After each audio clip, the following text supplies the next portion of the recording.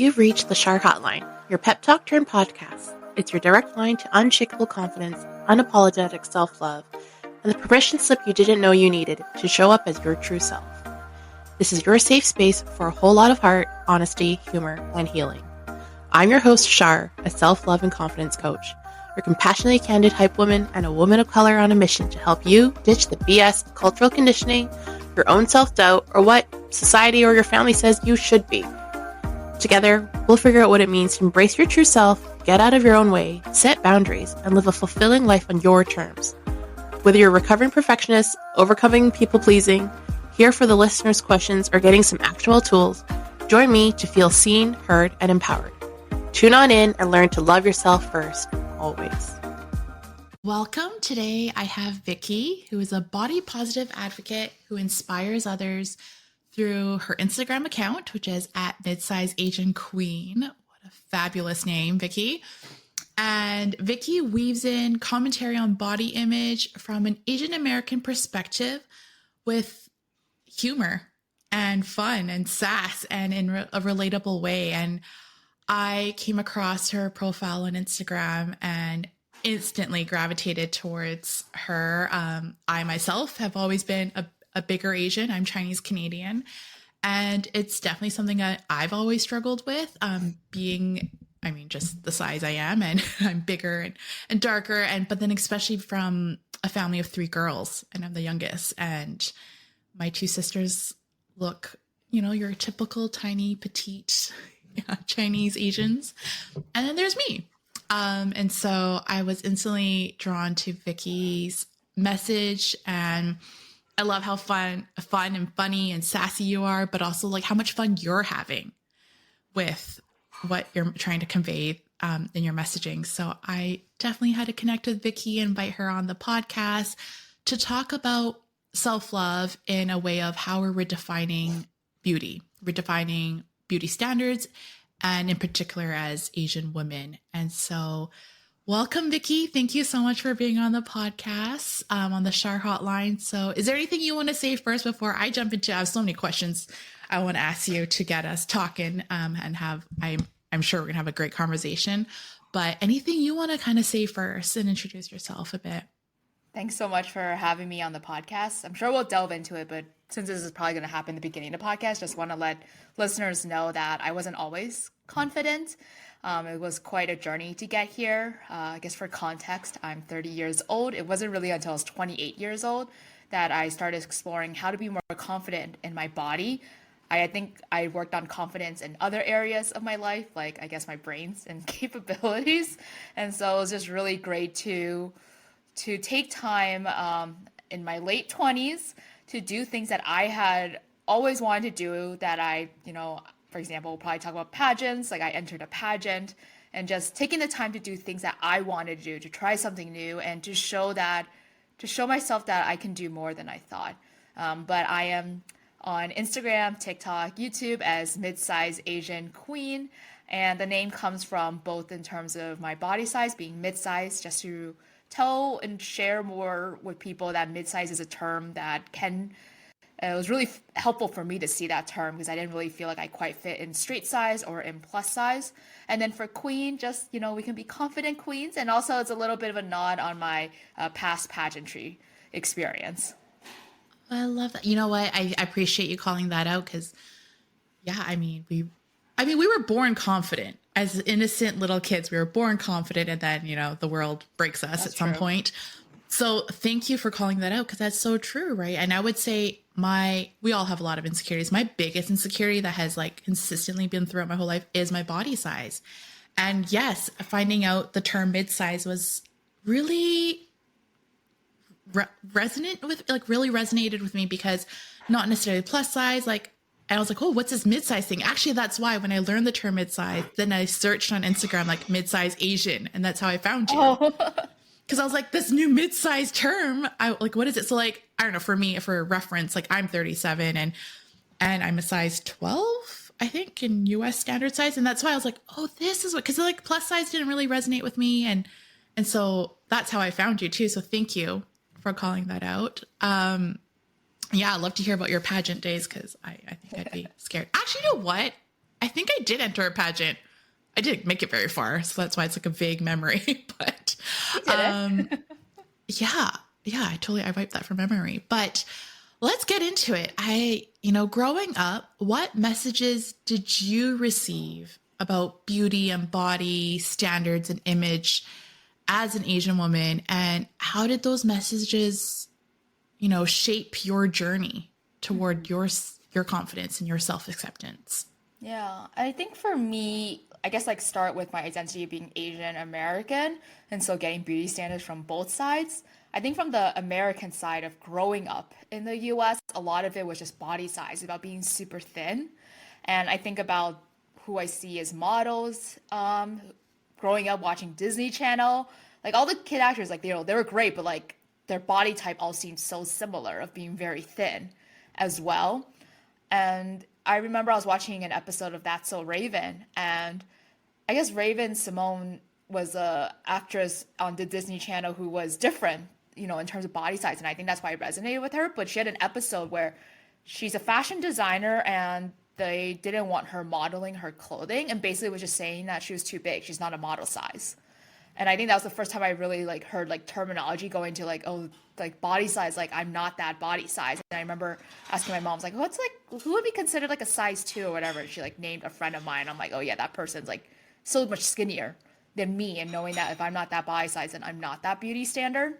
And then coming from the Asian side would be when I see my family, and I would get commentary, of course, about body size, but I would also get the Asian beauty standard of being more pale. And me growing up, it's not like I intentionally tanned, but like, hey, I'm going to enjoy myself, go outside. And to be honest, no one in my family is like super pale either. And so just being told that I'm too tan, too dark, that when I was a baby, I was so much cuter because I was so pale. Like if they poked my skin, it looked like milk would come out. Like that's how they're saying how pale I used to be. And I was like, yeah, I probably was pale just because like my parents didn't have time to take me outside, And so I guess like those are some early memories of my encounters with beauty standards, both from like my Asian culture as well as the American culture. Yeah, that's so true. The dark pale thing is definitely a thing for me too. I think I'm naturally darker. And then I do tan, and I love Hawaii. I love tanning. I love being in the sun. And yeah, my grandma legit told me one time I came back from Hawaii. My grandma told me, she's like, you look dirty. She was like horrified. Oh my God. Like, oh my goodness. But like, I love it. And then like, it's just, yeah, it's such a contrast based on like North American standards where like you want to have that bronze skin, but then like Chinese standards or Asian standards, like, no, you want to look porcelain doll. Right. And that's so true. And you know what, when I talking about my grandma, I remember my grandma used to like pinch my nose bridge every day because I have like a wider, more Asian nose. Like she just would pinch I don't remember if it was a joke or she actually did this, but like putting a clothespin on my nose, and that was a thing. But my family, we joke, I have the Wong nose. My dad's side is Wong and my mom's side is Hung, and my grandma my papa was on my Hung side. But she'd always like, oh, you have a Wong nose. Like, we gotta fix that. I remember that. But There's, so like, those also things stick with you. Yeah, like all these like intricacies, like I mean, you're talking about like facial features, about like nose. I mean, don't get me started with like eye shape is also a huge part of Asian The beauty monolids, standards. the double Yeah. eyelids. Yeah. Like I remember growing up, like I don't, it's like such a toxic thought, but I was just like, I guess the one thing going for me is I have double eyelids at least. Yeah. Okay. So a lot of people I've met, because my partner is white. And so his family, they're like, what do you mean double eyelids? Like they had no idea what a monolid is. And I was like, dude, people like go and have surgeries for this. I acquired my double eyelids in high school. Like they just happened. But yeah, I would be like, thank goodness. And like, I'm not going to lie. Even my kids are 1 and 5. Even that's like a fresh baby. I was like, oh no, they have monolids. And then they have like super long eyelashes and double eyelids now. And again, I'm like, oh yeah, they got it now. But like, why? Why is that our standard? Yeah. And yeah, those features, right, that we really get into and what we're told as kids. And like my sister, I don't know if she wants me to tell this or not, but she was in a pageant. And so she learned to tape her eyelids. So then she has a double eyelid look. And it's, the things we do and the things we learn. Yeah, It just really shapes you. How did you kind of navigate that between all those beauty definitions and standards and expectations? I guess growing up not well, obviously, because when I was a kid, it's just like, how do you do with all this? Like, I remember like thinking like, oh, if I was skinnier, maybe people would like me better when I visit China, and like I would get more comments of like, oh my God, you got skinnier, rather than like you're fat. And there was a year I did lose weight. I remember, and I went back like really excited to have people see it. And just looking back now, I'm like, why was I so reliant or looking forward for their validation? And so just growing up, I don't think I was like really good on that. I was just like, I don't really have family in the US. So for me, most of my family is in China. And so like that's like, I want to make sure that like the few times they see me that, they're impressed by me, or they see what I can do or whatever, and like not always just jump to body features in terms of talking about me, because like obviously they don't know me that well because they only see me so few times, and plus my Chinese is not that great. And so there's like, Oh, what else can what do they you do in? but like they could like talk about body image. As for within the US, I just remember growing up with, bullies talking about, that I was fat, or that there were two Vickies in a classroom. And so like I was the fat one, for example. And so I think I just like, I remember like that getting to me. But as I Of got older, course. how it helped with dealing with that was that in college, I took a freshman writing seminar, and the one I picked was like a memoir. And it was the first time I wrote about body size. And I wrote a body image, and it's on a blog now called Thick Dumpling Skin. I submitted it Oh on my God. there. I love that. But Thick Dumpling Skin, it was all side note, was a blog. It's a Tumblr that has a lot of entries that people have submitted anonymously about their experience with body image. And I think they're mostly Asian Americans. And that was kind of maybe the start of me thinking more critically about my experience with body image, and starting to, in a sense, like fight back from those standards. And over time, just becoming an adult, becoming more sure of myself, maybe getting away and from like the toxicity, and adults are not as open with bullying and like as kids were, and like kind of just gave me more time to grow into who I am, and getting the confidence to do things like we talked about pageantry. I've been dancing K-pop. That's been really fun. Mhm. Now I'm a content creator influencer, so it's just kind of been an evolution. Yeah, I think, well, that's a perfect segue into what else I wanted to ask was, taking up space and existing loudly and being loud.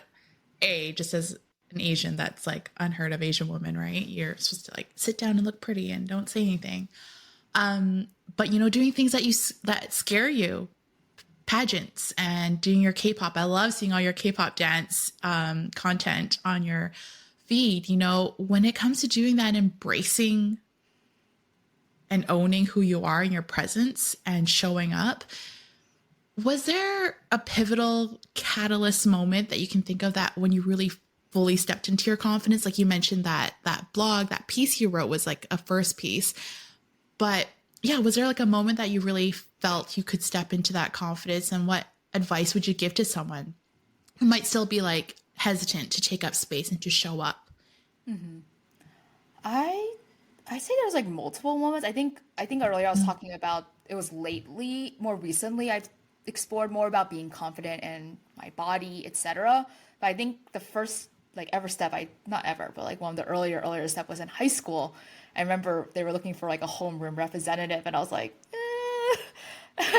and so it's like there were just little things that I did along the way that I didn't see in the moment that helped me with my confidence. I think it's just like listening for me. It's like it's helped to like listen to my gut and be like, what are the things I'm actually interested in? But like, why is it that I'm too scared to pursue it? And see if there's baby steps to do it. For example, like I don't know, maybe one is like I guess one example for me is like I really like bodycon dresses, but like it took a while for me to feel comfortable wearing a bodycon dress. And so like that could be one thing of like trying something new and being able to exist loudly in who you are. And how can you bring more of like your, I don't know, like for me it was a lot of hidden interests like out for me to pursue it. Like I liked watching K-pop a lot and listening to it and seeing the dances, but it's like I didn't give myself permission back then to be the one to go out and dance. I would watch a lot of pageantry clips as well, but I didn't give myself permission to enter. I remember in maybe middle school, I don't know, randomly some mail got sent to us about like entering a pageant. And I remember thinking like, oh, that would be cool, so cool internally. But I was like, oh, no, I don't think I'm the right fit for this. And so I guess now talking it through, I think it's just like giving yourself permission to do the things that you want to do. And by giving yourself permission, like for me, I remember I think it was when I was younger shopping. There's a Forever 21 in the mall, and I was just like, I didn't think like I could go shop there for some reason. I just didn't give myself that permission. Yeah. But that's a huge one of just even listening to your gut and your intuition. Like I'm still really working on that right now too, because we second guess ourselves so much. And in society we do, and especially as women, and especially as Asian women, I talk about that all the time. I feel like every podcast I say that. But like, what do you think helped you like learn to listen to your gut? I guess for me it was, I guess like what do you do on your own time? For example, it's like I would just like watch clips of pageants, for example, or I'd watch a lot of K-pop, or I'd watch a lot of beauty tutorials. I guess it's becoming very clear I watch a lot of stuff on YouTube. It's Like, what do you do in hiding? What do you do in secrecy? kind of like, to be honest, yeah, I don't think a lot of people Oh, knew that's that I was watching true. clips of pageants and stuff, or like I got really down to a rabbit hole learning about this whole system of Chinese American pageants. I remember hearing about it in college because I saw a friend from high school compete, and I was like, what is this? And I thought it was really cool. And that was like from 2014. I didn't compete in one until 2022. And so it's like, I think for me, listening to Guts, it's like, I guess the way you put it, what do you do in secrecy? Yeah. Is one way to But put that's it. really good. But that's really good because I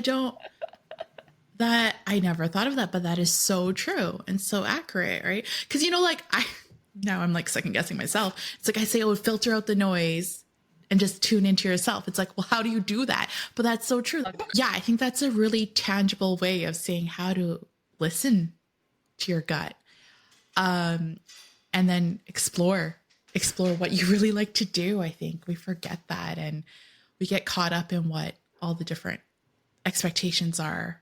I guess one more point on that is like Yeah. also just thinking about what did you like as a kid? Like Oh, I guess like I really liked Sailor Moon, and maybe I liked it because like she was just so in tune with like doing what it is that she wanted to do. But I also just loved the glitz and glamour of Sailor Moon as well. And I think it was just ah, like that glitz and glamour. Like I just didn't give myself the permission to glitz and glamorize myself. So I think that also helps. Like maybe in addition to what do you do in secrecy and on your free time, but like what did you like as a kid? oh, that's so beautiful. That's so beautiful. Yeah, that's a good point. Um, how do you like confidence in practice? Like, and being a practice and not a destination, because I see you do it day to day and you're dancing and all your videos. And, you've done pageants and you've explored new hobbies like K-pop dancing. And I guess it's like tapping into something you used to always like, but you never really explored. And putting yourself out there for the world to see. And a lot of people don't dare. And the younger you didn't dare to do that. What's one thing that's consistently helped you push past that self-doubt and that taking up space and that showing up fear? I think it's like think about what little things you can do because we feel like, or I feel like I have to do like a big thing sometimes, but it's like that book Atomic Habits, like, 1% better altogether builds up to a lot better. And for example, something I've been working on is wear more colorful clothing. I wore this to work today. Like that was my little thing, or like at work being more open to showing my silly side, for example, or talking with new people as well. I think is also like just little ways that helps myself. Other things are like, I guess like K-pop dancing. I just like was like, I knew about that studio for over a year, and then I finally showed up for a class. What was the question again? What's something that's helped you consistently push past that self-doubt and that fear to show up and take up space and be loud and be seen? So I guess like two ways to look at, I guess, my earlier answers of the little small things that you can do towards that. But then if you do want to do something big, I think it helps to listen to your gut feelings and your gut interests and like finding a way to do that thing. And also to be mindful, like if it's something new that you're trying, as adults, I think like we might feel like we have to be experts at everything and just having a beginner mindset. Like, of course, I sucked on when I walked in my high heels first for the pageant, but I did a lot of practice and I got a lot better. Or right now, the place where I dance K-pop, we're doing a student showcase, so we're practicing a whole dance. And of course, in the beginning, I sucked, and the last practice, I completely messed up where I was in the formation. But I think it's just, for me, it's been helpful to think about that, how good I feel when I try something new. And, if it doesn't go well, like, there's another try that you can do. You have a really good, healthy mindset, I think, when it comes to that, because it's scary to try new things. You're like, oh, how good I feel when I try new things. I was like, it's freaking scary to me to try new things because I'm like, I can't do it until I know I'm going to do it perfectly. But how are you going to perfect it, or whatever perfect is? But like, how are you going to improve if you don't even try? And so I don't know, like that's admirable that you have such a healthy mindset with that, like trying new things. Is there anything you can add to for that? Like, cause it sounds like it's so natural for you. I guess one thing I would add to that is like, it's okay if you don't like the thing, you don't want to do it again. Go try something else. Like, for example, I went to a pole dancing class. I didn't really like it. It's so hard. I didn't like it, and that's fine. And I found K-pop dancing as my way to express myself artistically with movement.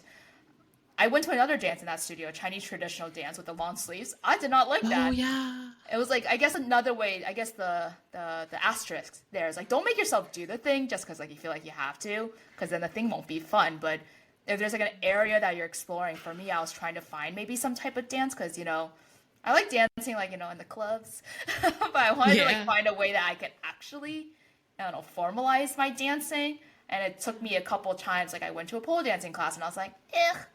I went to a Chinese traditional dance. I was like, eh. And then I went to the K-pop class and that kind of just stuck. Oh, yeah. And it's okay to change your mind, right? And give yourself that grace. I love dancing. I never did Chinese traditional dance. That's cool. I did hula dancing. That sounds fun. But yeah, it is super fun. I did my adult years. So that's what I did. That was something scary, but like, it's also a lot older ladies with me too. So that helped. Yeah, I don't know. I just feel like it comes naturally to you. So that's beautiful. So like, celebrate that and be proud of yourself for that. Cause it's listening to your gut doesn't come naturally. And I think you've really honed in on that skill and found that. Did you learn that somewhere?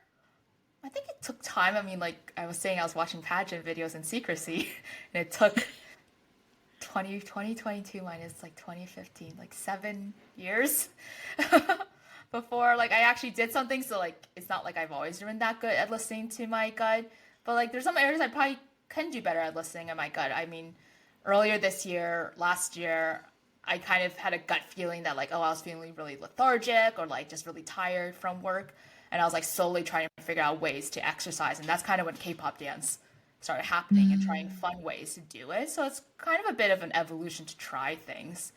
But I think, I guess now you're asking like, oh, how do I do this? I guess growing up, I've always kind of tried different things, whether it's like taking up high school club leadership, or applying to different free programs in New York City for high school students. And then in college, I was like, ooh, I got into college. Now I can try some new stuff, fun stuff, than feeling like I had to do things just for academics. So I got really into food and making food videos back in college. So I think it's fun to do new things. Like we have our whole lives, and I think it would be pretty boring if I just did the same thing every day, every decade, or whatever.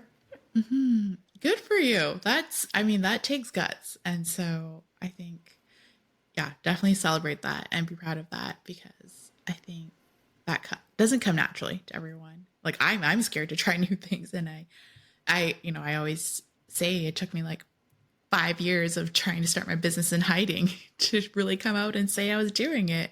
So it's hard. I want to kind of go back to like redefining beauty, like with your whole platform and the message you want to get across. Like what stands out to you of what you're doing, the content you're putting out there, and what are like the top, I don't know, pillars are the right word, like your top messages that really are that really speak to your heart right now and what you want to get out there, and what's that message. And then in terms of like redefining beauty standards or not, or whatever it is. Yeah, I'm curious to hear like what's your priority right now with your message that you want to get out there, and why is it important to you right now? I think one is just the video visually, like people seeing someone who looks like me can be happy. Because before I started my Instagram, I just didn't see a lot of people who looked like me, who are, living life, being an influencer or content creator.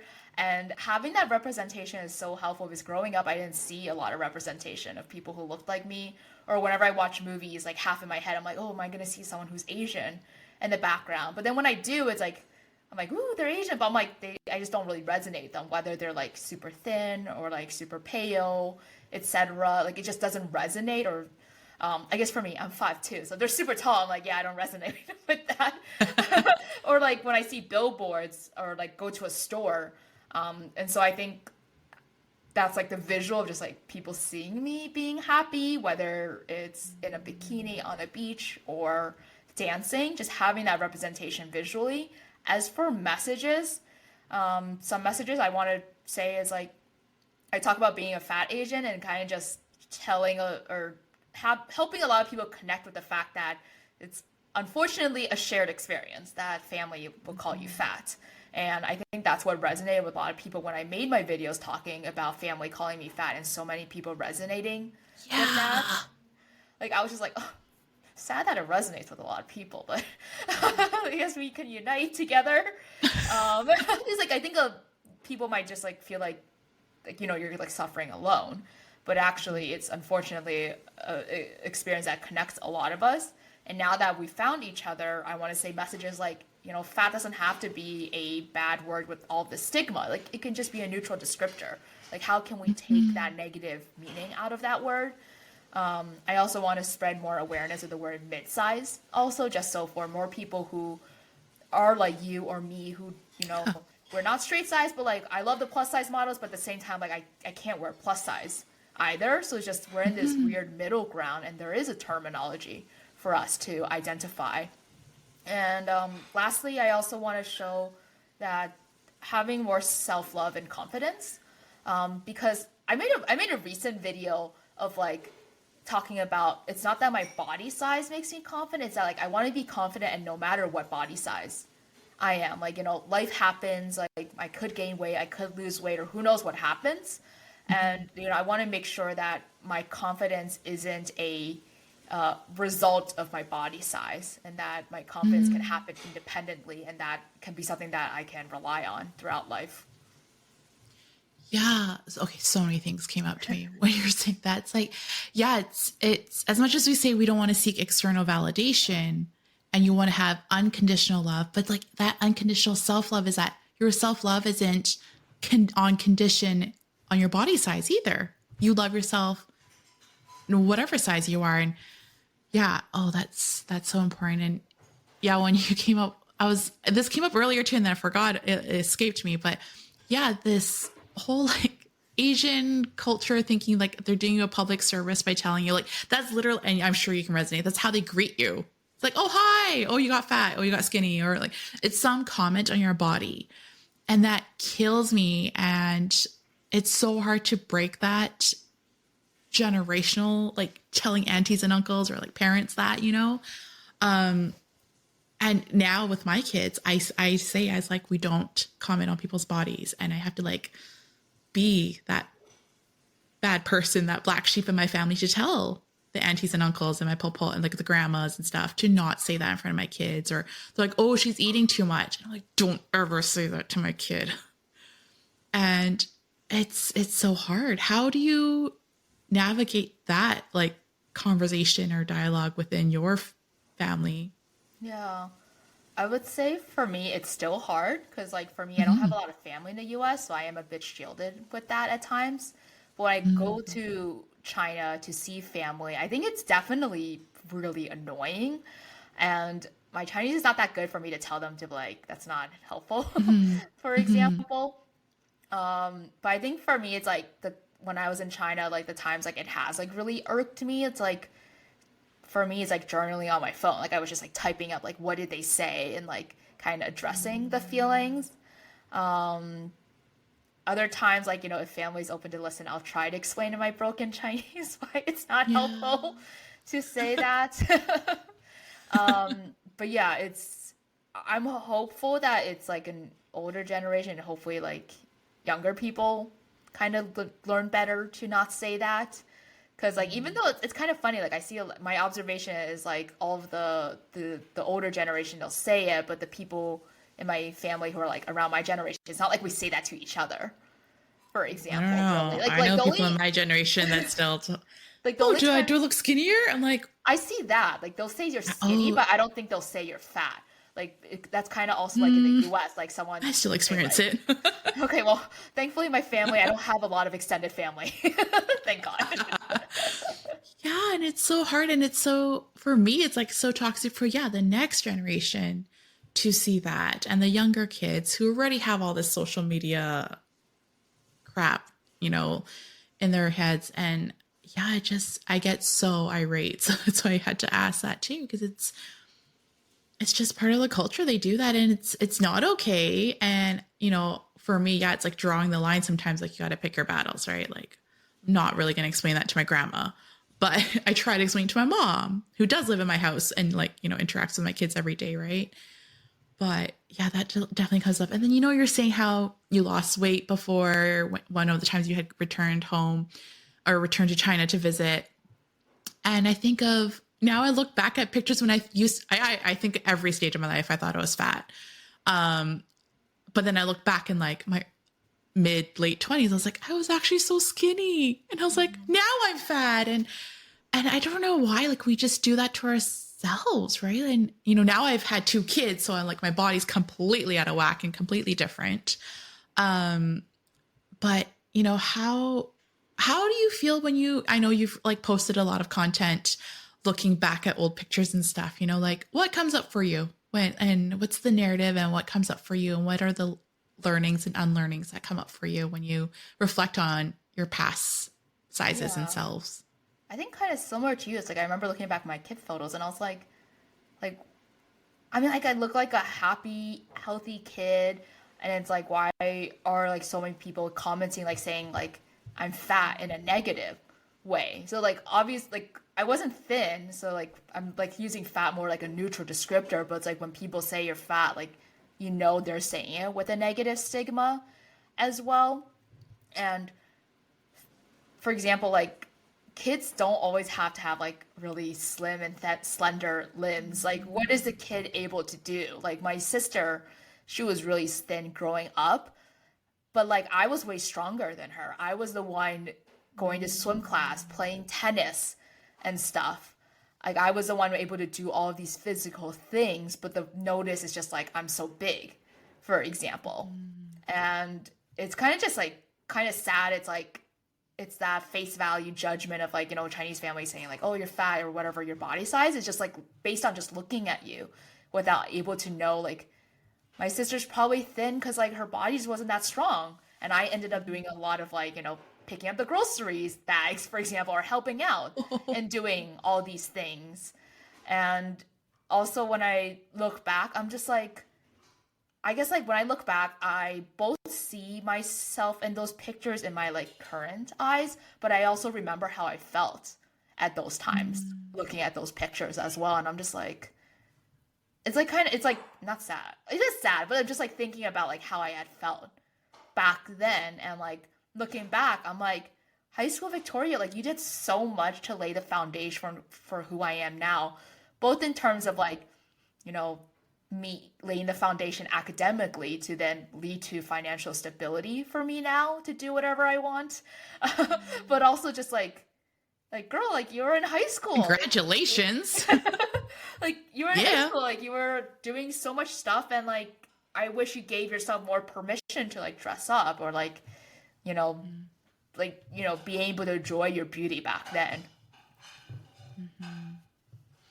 Yeah, because we're so in our heads then already too, and it is sad, you know. You just want to like hold your like younger self, and it's funny when you say like your kid self. Yeah, when I was a kid, literally my nickname in Cantonese, I speak Canto, I know you speak Mandarin, right?